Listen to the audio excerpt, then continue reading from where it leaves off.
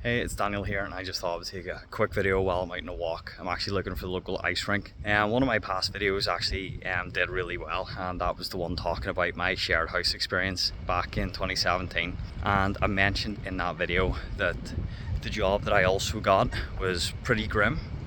It was an English language teaching job at one of those English language companies. So it wasn't what you would call like a proper school. It wasn't like a high school or a junior high school. It was a company owned, company ran English language company. And yeah, it was pretty crap for many reasons, and yeah, I guess I'll get into some of those in this video. So a wee bit of context: I actually went out to Japan during that time with a working holiday visa, and a very good friend of mine helped me to get this job. The company were actually quite interested in having me because of my special needs background, and also the fact that I worked in a school in my own country in Northern Ireland. So yeah, it was nice being sought after, and I kind of felt like, oh wow, this job has just kind of come into my lap. I had always wanted to go to Japan, live in Japan, and work in Japan. So I kind of thought, I kind of took it as like a bit of a sign, like, okay, this is where I'm supposed to be. And yeah, took that opportunity. So I immediately applied for the working holiday visa, did all the paperwork, all that stuff. That all came through, that was fine. And then also, like in the other video, you can kind of gather where I ended up staying. That was a shared house, and where I kind of go into detail on that. And yeah, that's a whole other video, so check that one out. So I got out of Japan in 2017 and got all my banking stuff set up, all of that out of the way. So I was I was good to just get started on the job. So yeah, it wasn't long until I got started into work, which was great because I was eager to get started and to make actually some friends in my workplace, although that did not go as planned. Obviously, being from Northern Ireland, I have an accent, and I was constantly getting told by my colleagues that we're all American, and one of them actually being a Russian, to change my accent and sound more American. And the ironic thing was, I'm a native English speaker. There's a bullet train just passing by. That's just what's up there. So I'm a native English speaker, and the Russian person clearly is not a native English speaker. So it was a wee bit weird that actually that's another bullet train going by.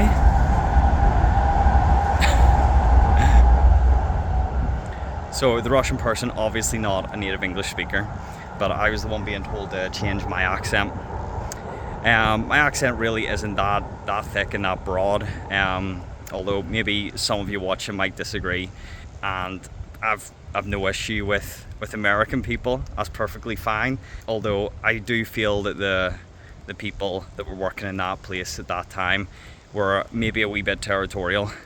I have read online that some foreigners in Japan can respond that way, where they don't like others kind of coming in and maybe kind of stealing their ray of sunshine. So I would often get people coming into my classroom while I was teaching and making fun of my accent in front of my students. Not very nice. And not only that, they would correct my pronunciation as if, I was saying it like an absolute idiot. So it wasn't very nice. And besides that, there would be times where I would kind of come across my colleagues back then. You have to remember this was in 2017. My colleagues back then talking about me behind my back. So yeah, back then I wasn't as thick-skinned, and I did find it a bit hard to deal with, and it was kind of getting to the point where I was having fights with my colleagues practically every day, just getting into arguments, and it was kind of me against them. However, the Japanese, the classroom assistants, as they were, teaching assistants in that English language school, they were very nice, and they could see that I was having a bit of a tough time dealing with my so-called colleagues. So they would talk with me in private and kind of like, just say nice things and boost my morale a bit. Oh, you're doing a good job and we can understand you. So yeah, that was pretty sweet. But the problems kind of didn't stop there. I kind of ran into a bit of bother even with the head of the company.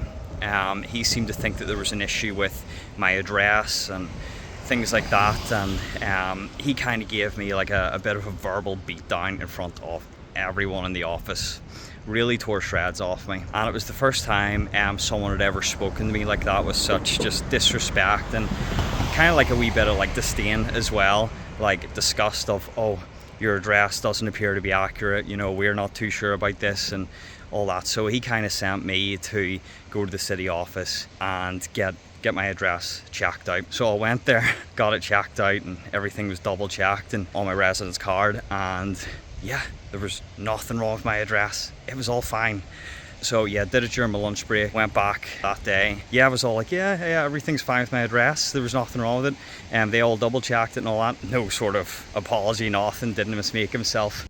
Hi there, just a quick addition. I have a couple of other details I missed out on while I was out walking and talking. One of which is about the same boss I just talked about. So he, of his own accord, decided to look into my address and find the shared house I was staying at. So he did this online. Now, that shared house website would naturally allow people to view the various shared houses available and owned by that company, as well as display the nationalities of the various people that were staying there. My boss approached me during work and admitted to me that he had looked at my living quarters online, upon which he seen the exact room I was staying in, which contained 2 separate bunk beds. So he was able to tell me certain details about the room I was staying in. He continued to talk about my living situation and how he used to work in real estate and could set me up in an apartment. Right there and then I told him I was highly uncomfortable with this conversation, especially with what he just did, and that I would appreciate it if he no longer looked into my personal life. The whole ordeal was actually just really creepy for me. Some of you might think he was being nice and kind of, holding out an olive branch, but I found the way in which he did it was just really creepy, and I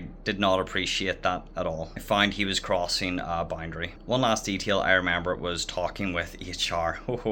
So I talked with him about the constant bullying and harassment I was receiving from my colleagues. So how they were making fun of my accent, correcting me in front of students, coming in, disrupting my class, talking about my accent in front of my students, and just being downright disrespectful. So this HR staff invited me to an informal meeting over like a cup of coffee and a bun outside of work. So I agreed to it. To cut a long story short, we met up and had that cup of tea and bun, and he then proceeded to tell me that the behaviour that I was receiving in work was entirely normal, to which I responded that no, it was not normal. Me and HR had a disagreement with how things should operate in a workplace, and as you can imagine, that conversation really filled me with a lot of confidence. Naturally, things did not get better. Anyway, back to the rest of the video.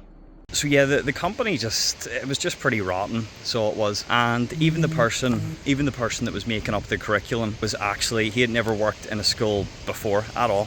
So that was the type of person that was doing the curriculum.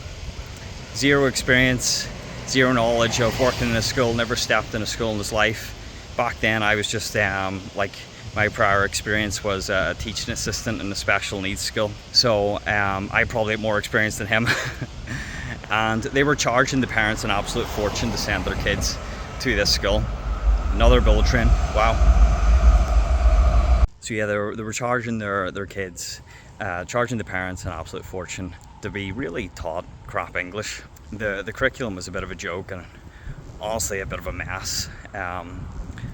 And the kids go on to, clearly were not having fun. I mean, they were still doing like nursery rhymes and the like, even though they were much older than that type of like age group that those wee songs would be aimed at. So yeah, it was a pretty crap school. So I kind of just wanted to share that experience and that side of working in an English language school, because it's something that a lot of people kind of think, when they're coming to Japan and they're going into an English language school, that it's all sunshine and rainbows. But it's not all sunshine and rainbows. It can be really, just really difficult and tough going, and it mightn't just work as planned. But in my case, there was some good that came out of it. It did motivate me to go back into further education and get my postgraduate degree in education and special educational needs.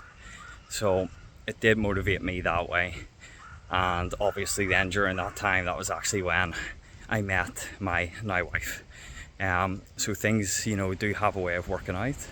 Even if at the time you feel it isn't working out, sometimes it just takes you a while to see the results, the positive results, even if at just that time you're seeing the negative, which was really all I seen back then. Between my shared house not working out and then my workplace not working out, I just kind of felt like a social pariah, that I wasn't welcome and that I wasn't supposed to be here or in Japan, and that didn't, earn earn my place.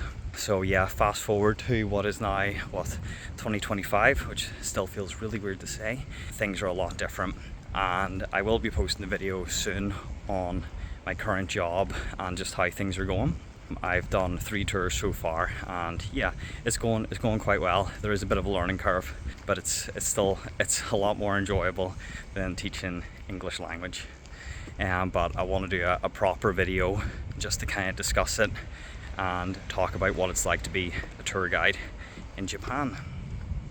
So I'm hoping I haven't left out too much of my experience working as an English language teacher. I feel like I probably have, but it was that long ago. Yeah, it was a bad experience that really stuck with me for a long time, and I do remember even back then not really sleeping too well. It really affected just both my physical and mental health. I did actually get quite ill, and especially even after I returned back to the UK, I remember, yeah, my health was really, really bad, and I was in a bad place just mentally after working in that English language school. So yeah, if by any chance you're watching this and you're thinking of coming out to Japan to work, I really hope your first time experience is a lot more positive than mine. But yeah, just try to take any positives that come out of it and any wins as well. And people can be really mean. Some people can be jealous, and some people, just not very welcoming. But do your best to just make as many friends as possible and build up a community, which is what I've been doing since I've come out this time. I've been doing my best to build up a social network by even the likes of going to church and all.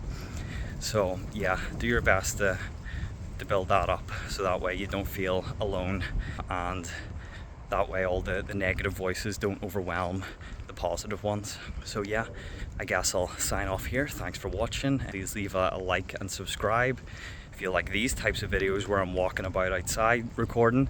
Let me know just what you think, and yeah, thanks for watching.